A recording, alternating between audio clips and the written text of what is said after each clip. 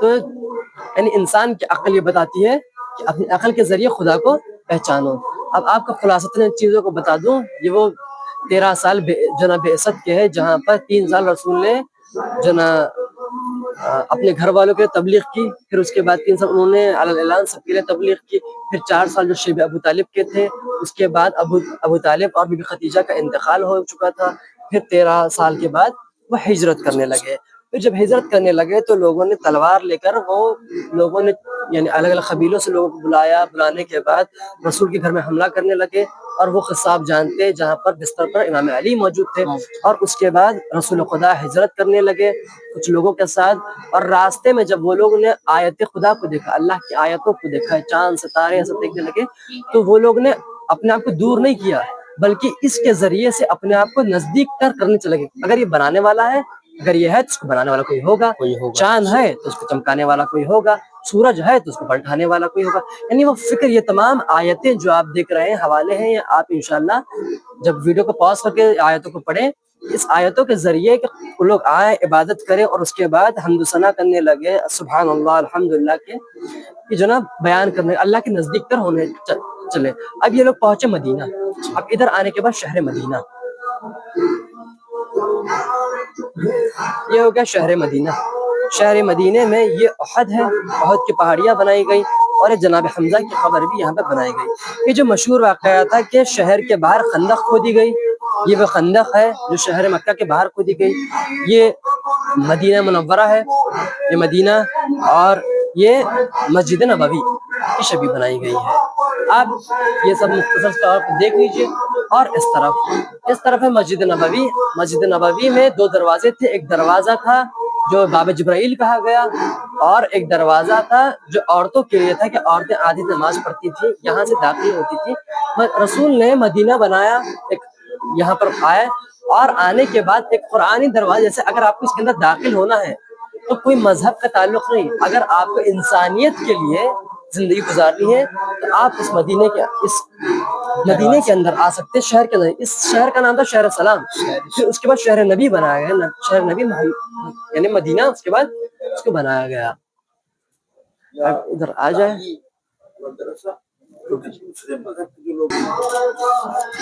ادھر آنے کے بعد آپ لوگ دیکھیے، یہ مسجد کے باہر کا وہ خیمہ ہے جہاں پر عورتوں کا مدرسہ تھا، جہاں عورتیں جہاں درس پڑھایا کرتی تھی، اور وہ عورتیں جو جنگ میں مدد کیا کرتی تھی۔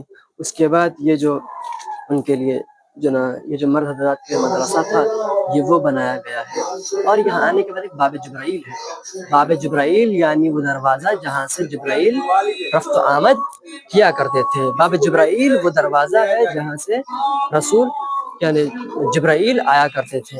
یہ آنے کے بعد آپ دیکھیں گے 2 ستون ہیں، ایک ہے ستون حنانہ اور ایک ہے ستون توبہ۔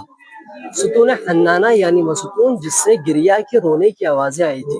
ایک مشہور واقعہ ہے، آپ کو خلاصہ پورا بتا دوں کہ جب یہ ادھر رسول خدا پشت لگا کر یہاں سے خطاب کیا کرتے تھے، مگر جب پبلک مجمع بڑھنے کے بعد اس کے بعد اصحابوں نے کہا آپ ممبر بنا لیجیے۔ جب ممبر بنایا گیا، جیسے رسول خدا ممبر پر بیٹھے تو ستون سے رونے کی آوازیں آنے لگی۔ تو بعد میں جب ستون سے پوچھا گیا کہ تم سے رونے کی آوازیں کیوں آ رہی ہے، ستون کہہ رہا تھا ممبر کے باندھنے کی وجہ سے اب مجھے وہ شرف حاصل نہیں ہے کہ آپ مجھے پیٹ لگا سکیں، پشت لگا سکیں۔ اس کے بعد رسول خدا نے اسی کی ڈالیوں کی، اسی کی لکڑیوں کو ممبر بنانے میں استعمال کیا، اور یہ محراب رسول ہے۔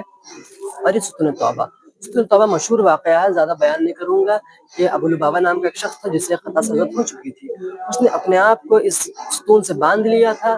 اس کے بعد جب اس نے کہا جب تک رسول مجھے آزاد نہیں کریں گے میں اپنے آپ کو آزاد نہیں کروں گا، اس کے بعد سورہ توبہ کی آیت نمبر 100 غالباً 102 آیت نازل ہوتی ہے، جس میں کہتے ہیں کچھ لوگ تھے جسے خطا سرزد ہو چکی تھی، مگر اللہ نے ان کی توبہ کو قبول کر لیا۔ اور اس کے بعد فاطمہ الزہرا آتی ہے اور کہتی ہے اپنے آپ کو آزاد کر لو۔ یہ کہتا ہے جب تک رسول مجھے آزاد نہیں کریں گے میں اپنے آپ کو نہیں کروں گا۔ رسول کہتے جو فاطمہ نے کہہ دیا گویا میں نے بھی وہی کہہ دیا، لہٰذا اپنے آپ کو، یہ خانہ رسول ہے، رسول خدا کا گھر ہے، یہ خانہ فاطمہ الزہرا ہے، یہ فاطمہ الزہرا کا گھر ہے۔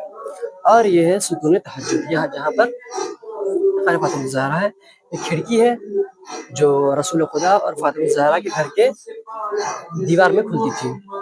یہ ستون تہجد ہے. ستون تہجد یعنی وہاں جہاں پر اس دروازے کے سامنے رسول خدا آ کر نماز شب پڑھا کرتے تھے. یہ ہے باب یہ سد الابواب. سد الابواب یعنی وہ دروازے جس کو بند کرنے کا حکم دیا گیا کہ سوائے خانہ رسول اور بی فاطمہ الزہرا کے گھر کے کوئی اور گھر نہیں کھلا رہے گا. کیوں؟ ہمارے لیے رحمت کے گھر کون ہے؟ صرف یہ دو گھر موجود ہے. یہ وہ جگہ ہے جہاں پر رسول بیٹھ کے عدالت دیا کرتے تھے، عدالت کرا کرتے تھے. کہ جیسے کہ آپ کو شبیہ بنائی گئی ہے کہ مرد اور عورت حضرات، خواتین نماز جماعت کس طرح سے وہاں ادا کی جا کرتی تھی. یہ ہے بیت المال، یہاں پہ بیت المال کا رکھا جاتا تھا، جیسے بانٹا کرتے تھے. یہ اصحاب صفا جو دروازے یہاں پر ہوا کرتے تھے، گھر اصحاب صفا کے اس طرف ہے. اب سامنے کی طرف آ جائیے آپ. پھر آگے آپ کو خلاصتاً آپ کو بتا دوں، جناب حوا اور جناب آدم، جناب حوا جناب آدم کو خلق کیا کہ 200 سال پہلے ان سے رسول خدا کے نور کو خلق کیا. یہ شجر طیبہ رسول خدا کا حضرت شیش پیغمبر سے مل کر آتا ہے. یہاں پہ جیسے عالم نور میں، عالم قلب میں اور دنیا رحمت میں رسول خدا ہمارے لیے رحمت للعالمین ہے. اور جس طرح سے پیغمبروں کے لیے ان کے توسل کے ذریعے سے ان کی گناہ کو بخش کر دیا گیا، جیسے ہمارے توسل کریں گے تو ہمارے بھی گناہ بخش کر دیے جائیں گے. جو 13 سال ہے نبوت رسالت کے رسول خدا کے، 40 سال کے بعد 13 سال جو مکے میں اور 10 سال جو مدینے میں تھے، اس کا ٹائم لائن ہے کس طرح سے انہوں نے ہمارے تک دین کو پہنچایا اور ہمارے لیے کس طرح تھے. ادھر آنے کے بعد آپ یہ جو باغ فدق بنایا گیا، باغ فدق وہ فدق ہے جو فاطمہ الزہرا کو کا ہی مسئلہ زیادہ ہوا ہے. کیونکہ بعض لوگ کہتے ہیں کہ جو ابو بکر سیدنا کہتے نہیں، ابو بکر ان کو خلیفہ مطلب تھوڑا تھا پیش کر دے. خلیفہ مطلب بنایا کس نے تھا یہ بتائیں. اگر سے رسول کو نہیں پتا کہ ان کو وفات ہو، مطلب دنیا سے گزر جائیں گے، رسول کو نہیں پتا تھا تو وہ بنا کے جاتے تو نہیں. مسئلہ ایسا ہے جو بستر شہادت کا رسول خدا تھے تو انہوں نے کہا مجھے ایک قلم اور کاغذ لا کے دے. مگر یہ لوگ کو معلوم تھا کہ اگر رسول کو ہم قلم و کاغذ لا کے دیں گے تو کیا کریں گے. جانتے تھے کس کا نام لکھیں گے، بے شک امام علیہ السلام کا نام کے. یہ لوگ جانتے تھے، اس لیے قلم کاغذ رسول کے حوالے نہیں کیا. اور جیسے ہی رسول کی شہادت ہوتی ہے یہ لوگ فوراً میٹنگ رکھتے ہیں. رکھنے کے بعد اور جب یہ باغ فدق کا مسئلہ لے کر جب حق وہ دربار گئی تو ابو بکر نے مطلب تحریر جو رسول اللہ صلی اللہ علیہ وسلم کی تھی اس کو پھاڑ دیا. جی یعنی دیکھیے فاطمہ الزہرا دربار میں گئی تھی، انہوں نے فدق کے جنا جو خطبہ فدقیہ ہے، نام خطبہ فدقیہ، مگر پورے خطبے فاطمہ الزہرا نے نہیں کہا کہ مجھے میرا فدق دے دو، کہا علی کا حق دے. ہر جگہ فاطمہ الزہرا جہاں بھی خطبہ دیا اپنا حق، علی کے حق کے بارے میں. اس سے یہ واضح ہوتا ہے کہ مطلب فدق نہیں لیں گے تھی علی ولی اللہ پڑھانے کی.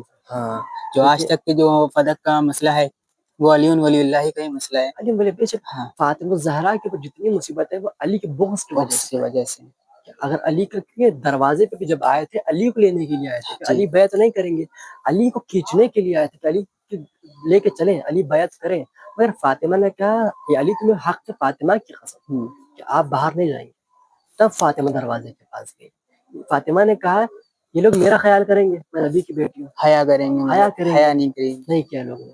فاطمہ سوچ رہی تھی کہ یہ لوگ، جانتی تھی فاطمہ مگر دنیا کو بتانے کے لیے کہ میں رسول کی بیٹی ہوں، یہ لوگ میرا لحاظ کریں گے، ان کو دشمنی آپ سے ہے، آپ بیٹی میں جا کے. مگر یہ لوگ اور سید جو کہتے نہیں لوگ، بہت سے لوگ مسلمان کہتے ہیں کہ جو اب وہ عمر تھے تو عمر نے کہا جب بی فاطمہ الزہرا سلام اللہ علیہ نے کہا کہ تم میرا دروازہ جلا رہے ہو تو کہا ہاں کہ یہ تمہارے بابا کے دین کو زیادہ مضبوط کرتا ہے. ہاں یہ لوگ اس طرح سے گڑی روایت، صحیح بخاری میں بھی یہ روایت موجود ہے. ہر روایت میں بھی نہیں ہے.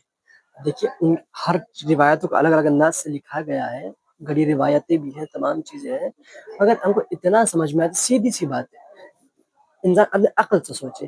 جس دروازے پر رسول آ کے سلام کرتے تھے، اور یہ بھی نہیں کوئی اور کی بیٹی ہو، اپنے صلی اللہ علیہ وسلم کی بیٹی، جو جانتے تھے رہبر ہے ان کے لیے. رسول کے بعد جن کی نسل چلی فاطمہ الزہرا ہے، وہ فاطمہ جن کے لیے رسول نے کہا ام ابیہا، اپنے باپ کی ماں ہے.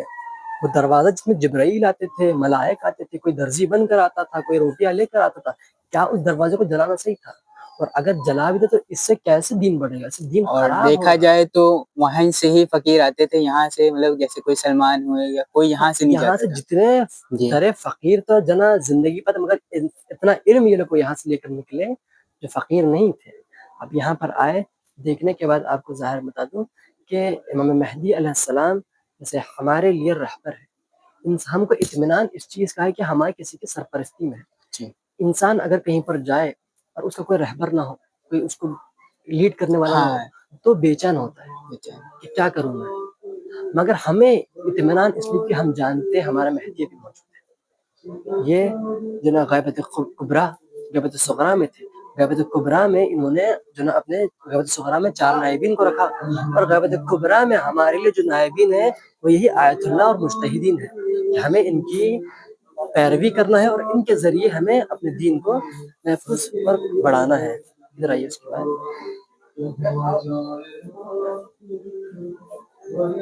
اور آپ کا جو سوال تھا اس کو میں یہاں پر جو آپ نے وہاں سوال واضح کیا کر تھا دیں۔ اس کو یہاں پر واضح کروں گی، یہ وہ باب ہے۔ دیکھیے یہ ثقیفہ یعنی وہ لوگ جس نے میٹنگ رکھائی رسول کی وفات کا، یہ لوگ نے انتظار ہی نہیں کیا، وفات ہوئی اور یہ لوگ نے میٹنگ بٹھائی کہ پچھلی جس طرح سے چلی تھی کہ کسی کے مرنے کے بعد انسان اپنے آپ سے کوئی چنتا ہے، ہم لوگ بھی وہی کریں گے، روش اپنائیں گے، جبکہ رسول نے کہہ دیا جی تھا کہ علی ہے، جی من کنت مولا من فہذا علی کنتم مولا، جس کا مولا علی اس کے مولا ہے۔ اب وہ الگ بات ہے لوگوں نے مولا کا مطلب دوست لے لیا، دوست کیا رسول دوست تھے ان لوگ کے دوست جو ہیں۔ دوست کا معنی لے لیا؟ من کنت مولا، اگر ہم آپ کے لیے رہبر ہے تو رسول علی رہبر ہے، اگر ہم آپ کے لیے امام ہے تو علی امام ہے، اگر آپ جیسا امام رسول کو پا رہے ہیں علی آپ کے لیے ویسا، تو حق علی کو پامال کر دیا گیا۔ پھر فاطمہ الزہرا کے اوپر 3 مرحلے میں حملے کیے گئے۔ پہلا حملہ جو فاطمہ الزہرا کے اوپر کیا گیا وہ فاطمہ سے ان کا فدق چھین لیا گیا، فاطمہ سے ان کا فدق چھین لیا گیا، ان کو مظلوم کر دیا گیا۔ اور دوسرا حملہ جو ہوا گیا وہ یہ کہ علی کو مظلوم کر دیا، علی کا حق نہیں دیا، علی کو خلافت نہیں ملی، علی کو مظلوم کر دیا۔ اس قدر علی مظلوم ہو گئے تھے کہ امام علی فرماتے 25 سال میرے زندگی کے ایسے تھے جیسے میرے حلق میں کانٹا تھا، امام علی فرما رہے ہیں۔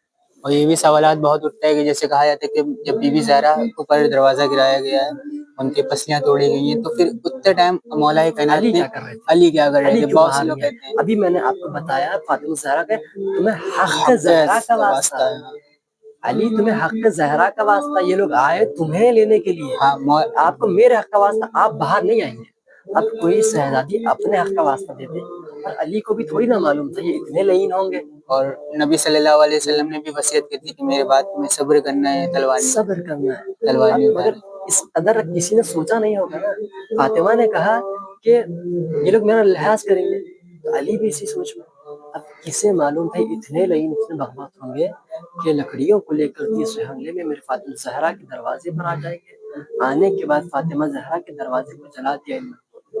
روایت آپ سب سے مشہور ہے جس طرح سے فاطمہ زہرا فرماتی ہے کہ میرے اوپر اتنے مصائب ڈالے گئے، اتنے مصائب ڈالے گئے، دن میں اگر یہ دن صبح علیہ مصائب، اگر یہ مصائب دن میں پڑتے تو رات تاریخی میں بدل جاتی۔ یہ کیسے مصائب تھے جو فاطمہ زہرا ارشاد فرما رہی ہے۔ ان کے بعد ان کی پسلیوں کو توڑ دیا گیا، اور ان کے بعد دروازے کے بیچ میں فاطمہ زہرا آگے کی روایت کے جملے دروازے کے بیچ میں فاطمہ پس گئی تھی۔ اللہ، فاطمہ زہرا کی مظلومیت ہے۔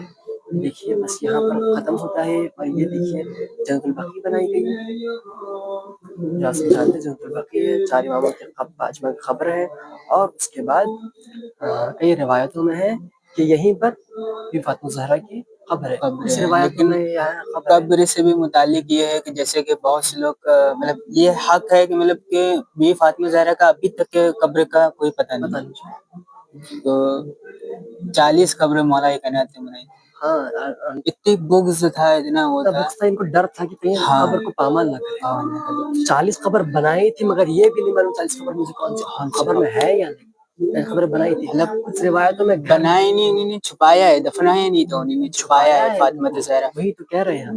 उनके बाद कुछ रिवायतों में उनके घर में है, कुछ रिवायतों में जो मेहराब मैंने आपको बताया वहाँ पर है, कुछ रिवायतों में कि जन्नतुल बकी में है। अब ये हमको ये राज हमको तभी मालूम होगा जब उनका आखिरी हमारे इमाम इस दुनिया तभी में उन्होंने आएंगे, जब जो उनका वारिस इस दुनिया में आएगा, वही हमको बताएंगे कि माँ हमारी दादी की खबर कहाँ है। तब तक वो राज राज है। मगर यहाँ पर आप देखिए कि भी मासूम खून का हरम से लाया हुआ परचम है, जिसमें इमाम इरशाद फरमाते हैं एक शख्स, एक आलिम ने एक अरसे तक एक अमल किया, जिसके बाद उन्होंने ख्वाब में कहा कि मुझे आपकी दादी की खबर बताएं। तो इमाम इरशाद फरमाते हैं कि हम अपनी दादी की खबर तो नहीं मगर इनकी खबर बताते हैं, जिनकी ज़ियारत करना गोया फातिमा ज़हरा की ज़ियारत करने की बराबर है। वो कौन? ये मासूम खून। आप खून मासूम खून की ज़ियारत करें, गोया आपने फातिमा ज़हरा की ज़ियारत भी आपको वो दर्जा वो सवाब आपको मिलेगा। लिहाजा परचम है ये फातिमा मासूम खून के हरम का, आप इससे ज़ियारत करें, गोया फातिमा ज़हरा के परचम से आपकी ज़ियारत होगी। ये देखिए बाब फातिमा ज़हरा है, और यहाँ से इस नुमाइश को ख़त्म किया जाता है। वस्सलाम व रहमतुल्लाहि व बरकातहू। बहुत बहुत शुक्रिया।